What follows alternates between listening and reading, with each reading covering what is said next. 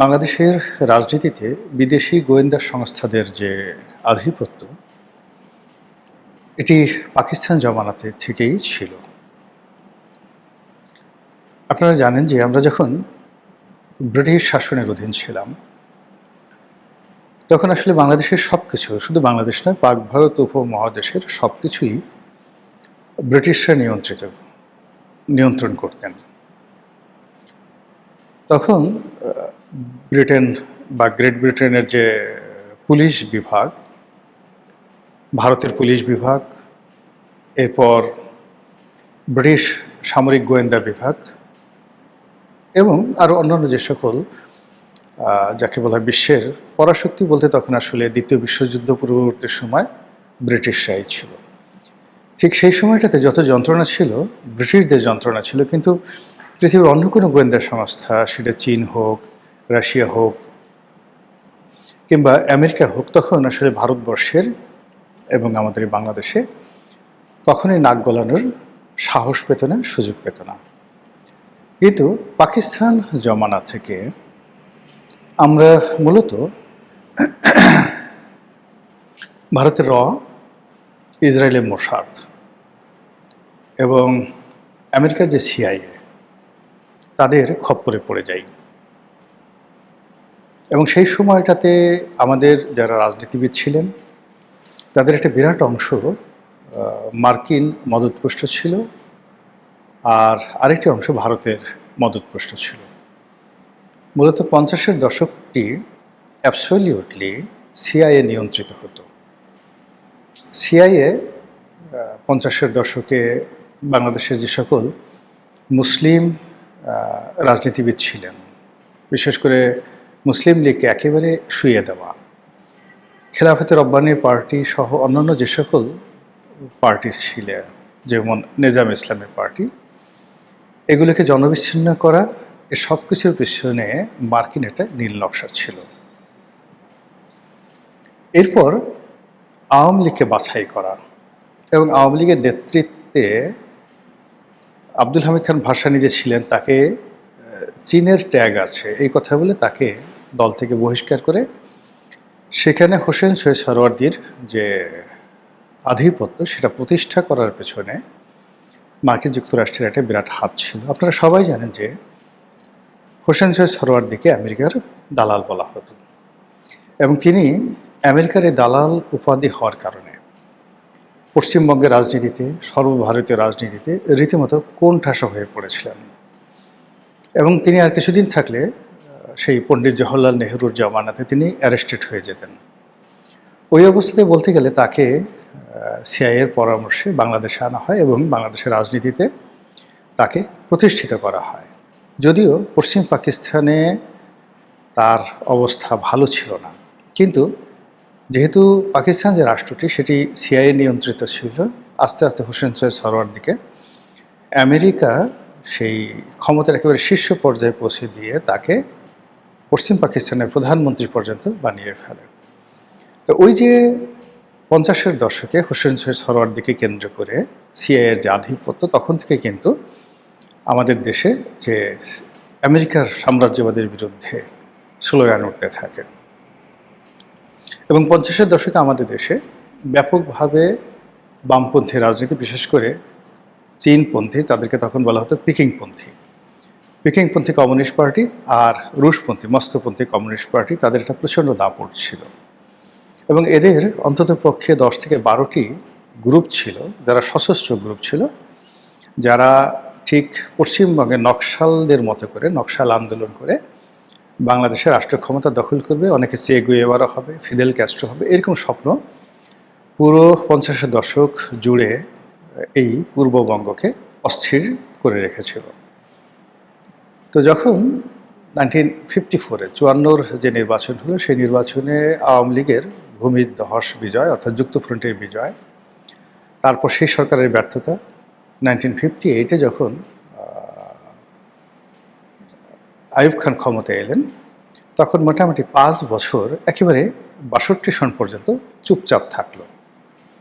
62-র পরে গিয়ে সেই আমেরিকার যে সিআইএর যে দাপট, তার সঙ্গে সঙ্গে আবার রয়ের দাপট শুরু হলো এবং রয়ের দাপট এতটা বেশি হয়ে গেল যে এই যে আমরা ৬৯-এর গণ অভ্যুত্থান বলি, এর পেছনে রয়ের হাত আছে। আমরা আগরতলা ষড়যন্ত্র যেটা মামলা বলি, এখন আওয়ামী লীগ অফিসিয়ালি স্বীকার করে যে না, তাদের সঙ্গে ভারতের যে গোয়েন্দা সংস্থা এবং ভারতের যারা রাজনৈতিক নেতৃবৃন্দ রয়েছে তাদের দ্বিপাক্ষিক বৈঠক হতো এবং পশ্চিম পাকিস্তান থেকে বাংলাদেশকে আলাদা করার জন্য তারা ভারতের সহযোগিতা নিয়েছিল। এটা এখন ওপেন সিক্রেট।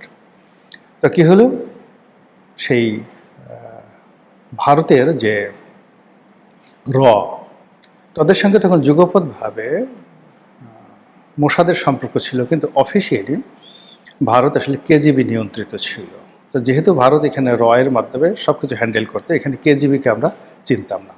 তো র এবং সিআইএ এই দুটো ছিল স্বাধীনতা পূর্ব সময় আমাদের বাংলাদেশের যে বিদেশি গোয়েন্দা সংস্থার কর্তৃত্ব। স্বাধীনতার পরে কেজিবি আসে, সিআইএ আসে, র আসে এবং এটা একেবারে সেই 2009 সন পর্যন্ত চলতে থাকে। কিন্তু এর মধ্যে আবার যেটা হলো যে কেজিবি রাশিয়া যে ভেঙে যাওয়ার পরে, অর্থাৎ সোভিয়েত ইউনিয়ন ভেঙে যাওয়ার পরে আমাদের এই অঞ্চলে কেজিবির যে কর্মকাণ্ড এটি বলতে গেলে বন্ধ হয়ে যায়, স্টেশনগুলো বন্ধ হয়ে যায়। তো তখন আসলে সোভিয়েত ইউনিয়ন পতনের পর র, সিআইএ এবং মোসাদ, তার সঙ্গে সঙ্গে আইএসআই, পাকিস্তান গোয়েন্দা সংস্থা, তারা বাংলাদেশে ব্যাপকভাবে তাদের কার্যক্রম চালাতে থাকে। এরপর যখন পাকিস্তানের অর্থনীতি খারাপ হয়ে যায়, বিশেষ করে 2010 সনের পরে, সেখানে আইএসআই যেটা তাদের যাকে বলা হয় তৎপরতা বাংলাদেশে ব্যাপক হারে কমতে থাকে। কিন্তু 2006-07 পর্যন্ত আইএসআইয়ের একটা বিরাট ভূমিকা বাংলাদেশে ছিল। যা হোক, 2014 সনের পরে বাংলাদেশে রয়ের পাশাপাশি মোসাদ মানে ইসরায়েলি গোয়েন্দা সংস্থা তারা গুরুত্বপূর্ণ ভূমিকা পালন করতে থাকে এবং এখন পর্যন্ত মোসাদের যে কার্যক্রম বাংলাদেশে আছে এটা আপনি কল্পনাই করতে পারবেন না। ইভেন লেবানন কিংবা ইয়ামেন, ইভেন পাকিস্তান, এই সকল দেশে মোসাদ যে কার্যক্রম চালায় তার চেয়ে অনেক বেশি কার্যক্রম তারা বাংলাদেশে চালাচ্ছে। ফলে বিভিন্ন সময় মোসাদের এজেন্ট, মোসাদের সাথে সম্পর্ক ভালো, ইত্যাদি ইত্যাদি বিষয়গুলো আমাদের সামনে চলে এসেছে এবং চিহ্নিত মোসাদের বিভিন্ন এজেন্টরা আমাদের সমাজের কত ভালো ভালো জায়গাতে আছে এটা আপনারা মোরালেস এখন জেনে গেছেন। তো যা হোক, এরই মধ্যে ডিপ স্টেট আসলো, শেখ হাসিনার পতন হলো, রয়ের বলতে গেলে কর্তৃত্ব 2 বছরের জন্য স্টপ হয়ে গেল। ডক্টর ইউনূসের জামানাতে মূলত সিআইএ, আইএসআই, মোসাদ এদের একটা ব্যাপক ভূমিকা ছিল, কিন্তু র সেই সময়টাতে কিন্তু পিছু টান দিয়েছিল। কিন্তু ডক্টর মোহাম্মদ ইউনূস সরকারের পতনের পরে আবার র তার সাবেক জায়গায় ফিরে এসেছে আরও ব্যাপকভাবে, এবং র যেভাবে ফিরে এসেছে তার সঙ্গে পাল্লা দিয়ে আবার সিআইএ তারাও তাদের তৎপরতা বৃদ্ধি করে ফেলেছে এবং এই যে তৎপরতাগুলো বৃদ্ধি করতে পেরেছে তার আপনি বাস্তব অবস্থা দেখবেন যে আমাদের দেশে কতগুলো সমস্যা নেই বা কতগুলো সমস্যা হওয়ার কথা না, কিন্তু সেই সমস্যাগুলো তৈরি হয়ে গেছে। যেমন ধরুন, ইসলামিক ব্যাংকে একটা সমস্যা হলো। এই ইসলামী ব্যাংকের সমস্যা, বাংলাদেশ ব্যাংকের গভর্নর নিয়োগ, 5টি ইসলামী ব্যাংক, এসালামের যে ব্যাংক, এগুলোকে আবার মালিকদের কাছে ফিরিয়ে দেওয়া, এটা কোনো সাধারণ ঘটনা নয়। এই ঘটনাগুলোর মাধ্যমে বিএনপির সাথে, জামাতের সাথে, এনসিপির সাথে যে একটা স্বাভাবিক সৌহার্দ্যপূর্ণ সম্পর্ক ছিল, সেই সম্পর্কটি আবার অহিনুকুল সম্পর্কে পরিণত হয়ে গেল। দ্বিতীয় যে ফেজ, সেটি হলো যে সরকার বারবার বলছে যে তাদের জ্বালানির কোনো সমস্যা নেই, ফরেন রেমিটেন্স ব্যাপক হারে আসছে, আমাদের যে ফরেন রিজার্ভ এটি 29 বিলিয়ন থেকে বেড়ে 35 বিলিয়নে, আমি যখন আজকে ভিডিও করছি 35 বিলিয়নে এটা চলে গেছে। এরপরে বাজারে যেহেতু রেমিটেন্স গত 2 মাসে ব্যাপক রেমিটেন্স এসছে, যেটি অতীতের যে কোনো সময় সে প্রায় দ্বিগুণ, 4.25 বিলিয়ন আসছে কেবলমাত্র মার্চ মাসে, এবং এপ্রিল মাসে সম্ভবত 4 বিলিয়ন ছাড়িয়ে যাবে শুধু ফরেন রেমিটেন্স। তো এই যে ব্যাপক রেমিটেন্স এসছে, এইটা যেন ডলারের মার্কেট এবং স্বর্ণের মার্কেটকে এলোমেলো করে না দেয়, এই জন্য বাংলাদেশ ব্যাংক আবার লোকাল মার্কেট থেকে প্রায় 10 কোটি মার্কিন ডলার তারা উঠিয়ে নিয়ে গেছে। তাহলে বোঝার চেষ্টা করুন যে ইকোনমিতে দৃশ্যত ফরেন কারেন্সির কোনো সমস্যা নেই। সরকার বলছে আমাদের পেট্রোলের সমস্যা নেই, ডিজেলের সমস্যা নেই, সব কিছু স্বাভাবিক আছে, কিন্তু পুরো রাস্তায় অস্বাভাবিক একটা যুদ্ধাবস্থা বিরাজ করছে পেট্রোল পাম্পগুলোতে। আমি যতটুকু সরকারি কাজকর্মের সাথে জড়িত ছিলাম, সেই অভিজ্ঞতা প্লাস দেশকাল সম্পর্কে আমার যতটুকু খবর আছে, তাতে করে বাংলাদেশে এখন যে ফুয়েল ক্রাইসিস যাচ্ছে, এটি কৃত্রিম সৃষ্টি করা হয়েছে। এটি আমাদের অস্থিরতার ফল, এটি সরকারের মিসম্যানেজমেন্ট, কিন্তু দৃশ্যতে কোনো সমস্যা নেই। কিন্তু দেখেন, এই সমস্যাকে কেন্দ্র করে যে আতঙ্ক তৈরি হয়েছে, সেই আতঙ্কে সরকারের কিন্তু 12টা বেজে গেছে এবং সরকারের মধ্যে রীতিমতো কম্পন শুরু হয়ে গেছে, এবং এটা এখানে থেমে থাকবে না। যখনই এরকম কোনো ঘটনা ঘটে যে আপনার কোনো সমস্যা নেই কিন্তু হঠাৎ করে জ্বর এসে গেল, আপনার কোনো সমস্যা নেই কিন্তু আপনার হাত পা কাঁপছে, আপনার কোনো সমস্যা নেই কিন্তু আপনার মন খারাপ, এই রোগগুলো দূর করা যায় না, কখনো দূর করা যায় না, কোনো মেডিসিন দিয়ে দূর করা যায় না। প্রত্যেকটা রোগের একটা কার্যকারণ আছে।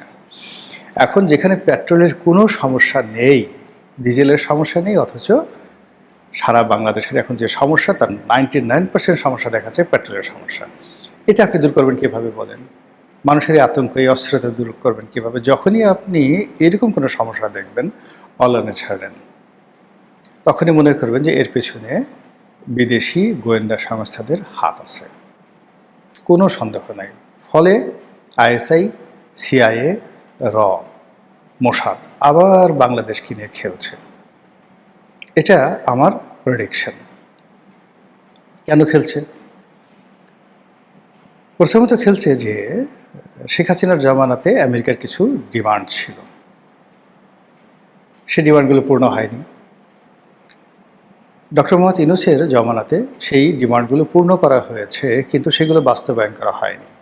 এই সরকারকে, ডক্টর মোহাম্মদ ইউনূস সরকারের আমলে যে চুক্তিগুলো হয়েছে সেগুলো বাস্তবায়ন করার জন্য সিআইএ খেলছে। তারই ধারাবাহিকতা আইএমএফের লোন তারা বলল দিয়ে দেবে, কিন্তু দিচ্ছে না। এদিকে পাকিস্তানের সঙ্গে যে ব্যবসা বাণিজ্য হওয়ার কথা ছিল, পাকিস্তানও তারা চীনের সহযোগিতায় বাংলাদেশে আবার নতুন করে তাদের তৎপরতা বৃদ্ধি করেছে, এবং এখন পাকিস্তান নিজেকে পরাশক্তি, আন্তর্জাতিক একটা নেগোসিয়েটরের ভূমিকায় নিয়ে আসে। তারা বাংলাদেশেও তাদের কর্তৃত্ব প্রতিষ্ঠা করতে চায়। তো সেক্ষেত্রে সরকারকে পাকিস্তানের সঙ্গে অনেক বিষয়ে নেগোসিয়েশন করতে হচ্ছে, স্পেশালি মিলিটারি পারপাস। আর অন্যদিকে র, যেহেতু একটা গণতান্ত্রিক সরকার আসছে, তারা 5টি বছর এই সরকারের সাথে সম্পর্কহীনভাবে এই ভূমিটিকে, আইএসআইয়ের ঘাঁটি, এই ভূমিটিকে চীনের ঘাঁটি তারা কোনো অবস্থাতেই করতে দেবে না।